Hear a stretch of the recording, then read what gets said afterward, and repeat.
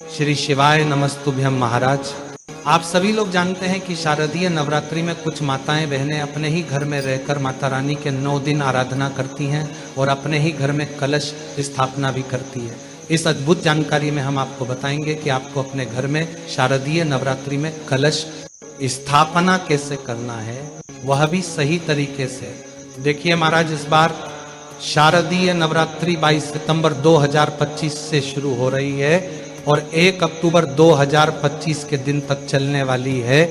आप सभी को कलश स्थापना 22 सितंबर 2025 सोमवार के दिन ही करना है और इस दिन कलश स्थापना का शुभ मुहूर्त सुबह 6:09 से सुबह 8:06 के बीच का रहेगा। कलश स्थापना करने के लिए सबसे पहले आप अपने ही घर में एक चौकी लगा लें, उसके ऊपर लाल कपड़ा बिछा लें और कोई माता रानी की फोटो या चौकर विराजमान कर लें। माता रानी के सीधे हाथ की तरफ आपको कलश स्थापना करनी है। कलश स्थापना के लिए सबसे पहले आपको चावल से अष्टदल कमल बनाना होता है। यदि अष्टदल कमल बनाना ना आता हो तो आप चावल की ढेरी लगाकर उसके ऊपर कलश को स्थापित कर सकते हैं। कलश या लौटा आपको पीतल, तांबा या मिट्टी का ही लेना है। यहाँ पर स्टील का लौटा नहीं लिया जाता है। सबसे पहले आप अपने लोटे के अंदर थोड़ा सा गंगा जल डालें, उसके बाद उसके अंदर शुद्ध जल भरकर उसे फुल भर दें।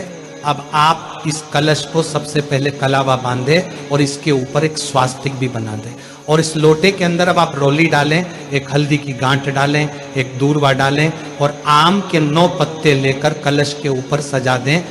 अब आपके पास अगर कुसा है तो वो भी कलश के अंदर डालें या 2 चावल के दाने आप इसकी जगह पर डाल सकते हैं। इसके बाद एक सुपारी भी डालें और पंचरत्न भी डालें। ये पंचरत्न आपको पूजन वाली दुकान पर 10 में मिल जाएगा।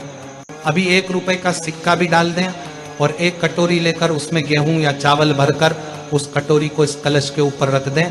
साथियों, अब आपको एक नारियल लेना है। जिस नारियल में पानी हो ऐसा नारियल लेकर आपको इसके ऊपर भी कलवा बांधना है या लाल कपड़ा भी बढ़ सकते हैं। अब इस नारियल का मुंह आप देख लीजिए किस तरफ है, उस मुख को आपको अपनी तरफ करके रखना है और यहाँ पर आपको नारियल खड़ा करके नहीं रखना है, लेट कर रखना है और यहाँ पर आपकी कलश की स्थापना हो जाती है। इसके बाद में आप माता रानी के उल्टे हाथ की तरफ दीप प्रज्वलित कर सकते हैं। उसके लिए भी आप चावल का आसान देकर उसके ऊपर दीपक को रख दें और इस तरीके से हमारे दीपक की भी स्थापना हो जाती है।